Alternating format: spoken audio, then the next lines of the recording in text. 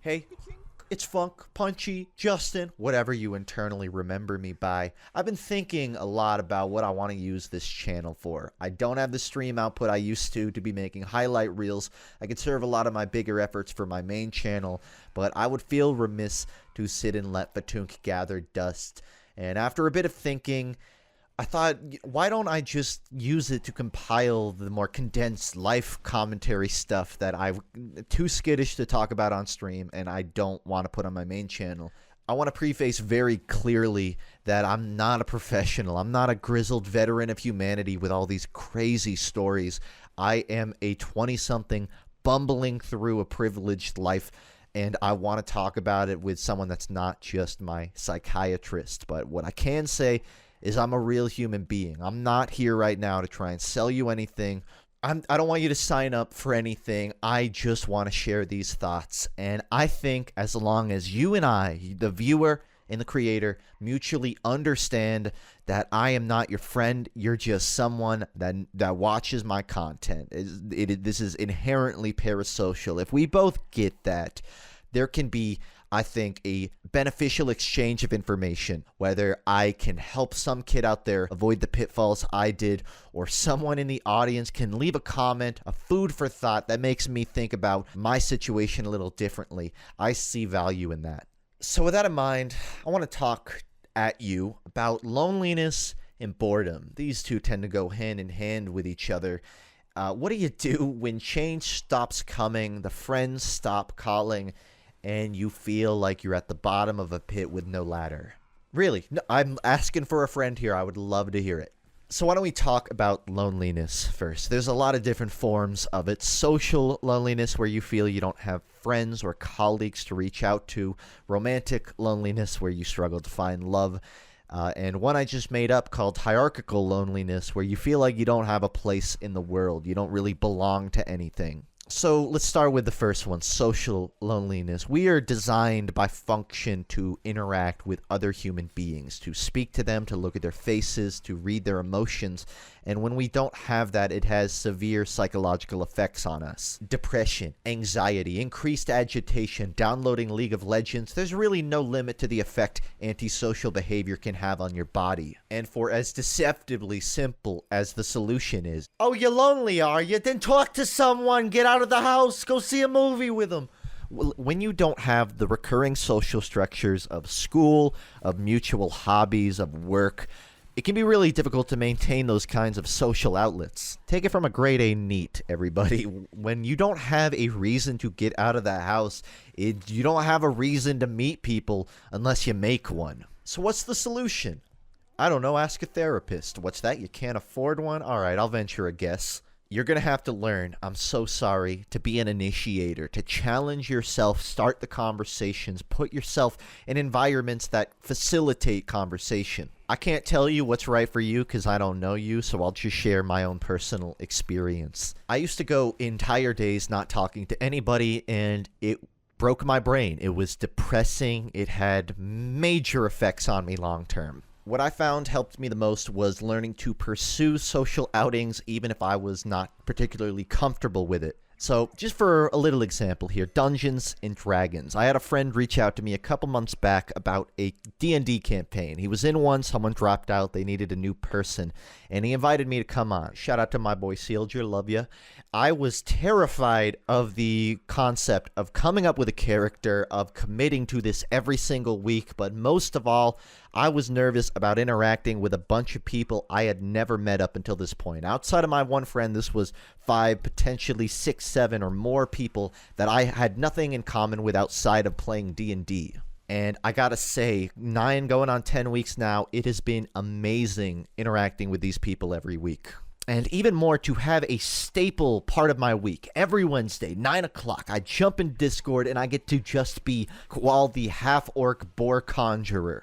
It has been fascinating playing D&D with these people, learning how their characters act as they learn how my character acts, and it feels like an anchor in my life. I could have just as easily said, no thanks, I don't have the time for it, I think I'm alright, and gone back to spending my Wednesdays watching TV behind the computer. For a while, I spent a lot of time feeling like I didn't have anyone to hang out with, to talk to about things, And on top of D&D, I have found myself more frequently hanging out with other like-minded YouTubers, just other creators that kind of understand the absurdity of being a content creator online. And for me, it's been a game changer just having friends that I can bring up some completely random bullshit about, and they just know what I'm talking about. And I'm eternally grateful to these people for letting me into their circles, whether we're playing Halo MCC, watching a shitty Transformers movie, or whatever dumb shit we're doing on any given Thursday. Now, I wish I could really properly address this, but a lot of the examples I just gave admittedly kind of involve other people reaching out to me. My friends inviting me to D&D, my friends inviting me to their Discord servers.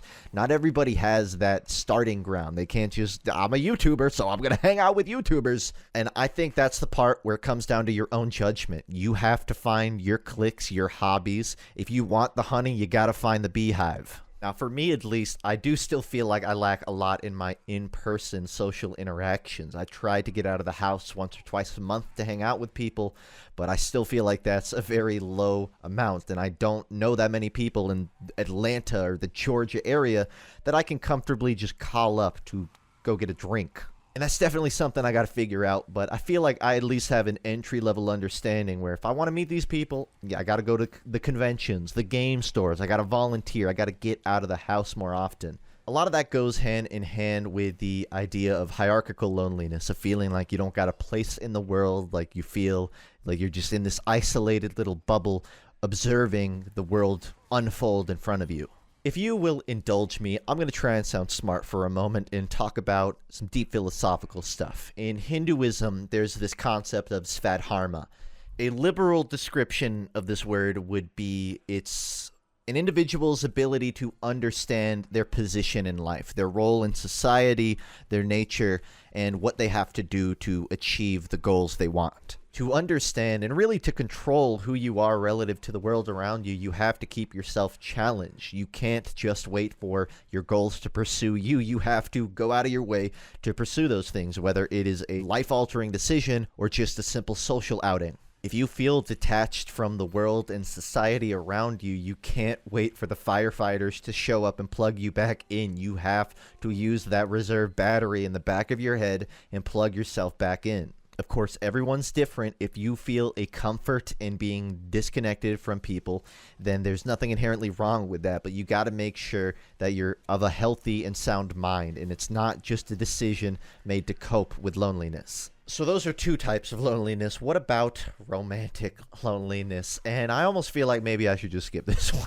I don't have anything meaningful to say here. I'm not even going to pretend to have advice for you. The least that I can probably do is give you some observations of the bad behavior I've had to curb in myself as I've gotten older. I think the worst mistake I've made during the pursuit of relationships and love has been convincing myself of the necessity of it, of feeling like my life is entirely dependent on finding a partner that I can share it with. It's easy to view relationships and love as the last piece, and if I just finish this last piece, I can get the rest of it done. I swear, I'll figure out my life. I'll know what I'm doing 20 years from now if I just find someone. And that's not how it works. So many people enter relationships when they are not emotionally available, when they don't have their lives figured out, when they don't know what they want to be doing, and it's a disaster for everybody involved. Now, that doesn't mean that you got to have everything figured out before you get in a relationship. Nobody is ever perfect enough to deserve that triple gold star. But you cannot use the pursuit of love as a supplement for true, meaningful self-growth. To put it another way, you can't wait for someone else to come around to start looking at the inner you. You have to be the one that looks inwards. I can't tell you how to find that intimate person you're going to be with because I already spent too much time swiping on dating apps to no avail. If you're someone who truly desires a relationship, I think the most powerful move you can make is be capable of functioning without one. It is not a fair burden to put onto your partner to expect them to carry you at your emotional lows. They will be there for you and they can tend for you, but that does not mean you are their sole responsibility. You have to care for yourself too. That means loving yourself, keeping yourself healthy, and most of all, being heart strong. It's extremely valuable, not just as a partner, but as a human being, to have emotional strength during the toughest times, when you feel alone, when you feel betrayed, whatever you're going through. It's important to develop the skill of self-love, to be there for yourself, to be your own friend, especially in the moments where you feel like you don't have that. I wish all my lonelies out there a very get well soon. And now let's talk about being bored. Boring comes in many forms. Maybe you're stuck in a cycle of monotonous work you don't enjoy to begin with. Maybe you're doing personal hobbies that used to be fun but now don't quite have that spark. I hate to say it, maybe you're just depressed. Maybe it is a literal chemical imbalance in your brain that makes fun or rewarding activities feel like a burden, like a chore. What do you do? What do you do, Funk? Tell me. Boy, the truth of the matter is these are all things I'm feeling and on a daily basis trying to find my own answers to. What I will say is when I'm bored, it's usually for a few reasons. One, I'm going through the same motions I've already done 500 times in my life, whether it is scrolling through Twitter for no reason, playing a game I've long grown bored of. This Masterpiece is a bad example, but another reason I would be bored is because I've completely outsourced my stimulation with the world into pop culture, whether that's music, video games, books, or whatever. I'm waiting to inject something into my eyeballs or body that will make me feel entertained. In reality, you got a hand on either side of your body, probably. You got a brain inside your skull. You want to be using these things. It's very difficult to live a life where you only passively take in information without interacting with it or putting information out into the world. There are creative outlets like drawing, writing, music. There's more pragmatic outlets, coding, trading stocks, making business calls. Often when I'm bored, it is because I am living a passive lifestyle, not putting things out or creating or interacting with the world around me. I am just an observer within it. I can't tell you why you might have gotten to that point, whether you feel like you're lost in a sea of people more talented than you, whether you feel like that spark that made you enjoy those activities is no longer there. Whatever it is, here's what I'll say. And it's a quote from a book. I hope it's not too cheesy. Your motto in life should be to strive and to struggle, but not to succeed. Work well accomplished is the joy of life. Success or failure is immaterial. What really matters in your life is your ability to adopt action to obligation. Your business lies in action alone, not in the reward accruing from it. Let not the anxiety for enjoying the fruit disturb the course of your action. What this means is your end goal should not be to succeed and get a pat on the back from someone else. It needs to be to get sweat on your brow, to challenge yourself and stay stimulated. If I sweat my ass off working on a video, editing, animating, writing, and at the culmination of all my work, I put it out and it does a fraction of the numbers my videos do. It fucking tanks. It doesn't even hit triple digits. What's that? Is that a failure because I didn't get any new subscribers? I didn't get any money? Is that a success because I got all this practice and experience and now I know what doesn't work and I'll be a wiser man for it? Or third option, does it even fucking matter whether it was positive or negative, good or bad? Because I can tell you now, in a couple months' time, what I did before will have very little bearing on what I'm doing now. My immediate action, once I finish one project, is what am I doing now with my time? Am I working on the next project? Am I picking up a hobby I want to get better at? Am I trying a new hobby just to challenge myself? Or am I just bored? I'm just bored. You know, this game, it's such a great game, but the devs disappeared. They're not updating it. It's just boring right now. And the anime, dude, oh my god. If there's not good anime, man. Full Metal Alchemist, Mushishi, Samurai Champloo. I just can't find anything like that. You know, these isekais don't do it. If I keep looking for the right anime, I'll just find something. Or alternatively, you stimulate your goddamn monkey brain that's been staring at moving cartoon pixels for the last 6 days. Was that for you or me? I don't know. Let's not talk about it. Here's another thing. Have you tried meditating?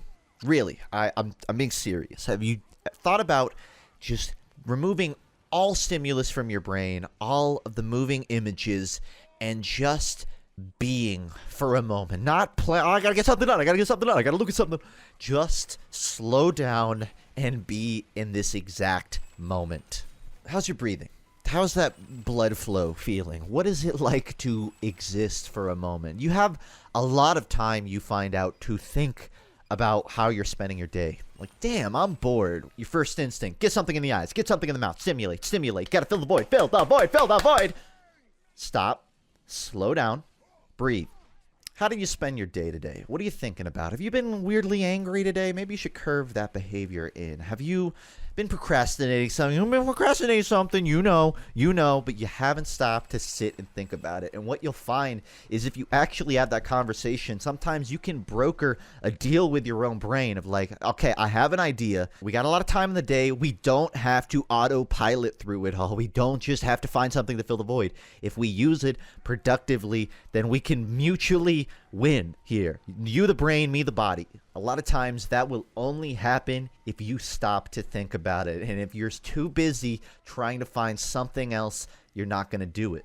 Now, if you're stuck with a unfulfilling routine that is boring but ultimately necessary for your survival to pay the bills, you're going to have to make compromises, right? Do you have free time? How are you spending that free time? Are you happy with how you're spending that free time? Boredom will always be a part of being a human. I don't want to freak anyone out here, but there's really not a moment of your life where you're not alive, right? You're constantly conscious, and even when you're dreaming, you're still kind of a little bit there, right? You just sort of dozed off. There's not a point where it turns off for a day. You're always on. There are going to be slow days. There's going to be boring moments, and I think true happiness comes not from filling that with something to stimulate you, but rather being able to exist in that boredom and use it for something pragmatic. For me, that's meditation. Maybe for you, that's another outlet. And one more time before the end, the magic word of the day, initiate. Sometimes when you want to hang out with people, you're going to have to ask them first. Sometimes when you want to change your routine, you got to make that call yourself. All right, you've just watched 20 minutes of me talking and playing TF2. I think it's time you take a log off, all right? Sit down with your own thoughts and think you're scrolling over another video. Don't do that. No, stop looking at the sidebar, all right? All right, I can't control you. Thank you, no matter what, for getting to this point in the video. If you feel like you have anything to add to the conversation, whether it's your experience, whether it's advice, whether it's questions, anything, I implore you to post it below. I read everything on these videos, and I genuinely enjoy hearing your guys' human experience. It makes me feel a lot less alone in my own, and I hope you got something out of this in some way. Thank you for existing. Bye-bye.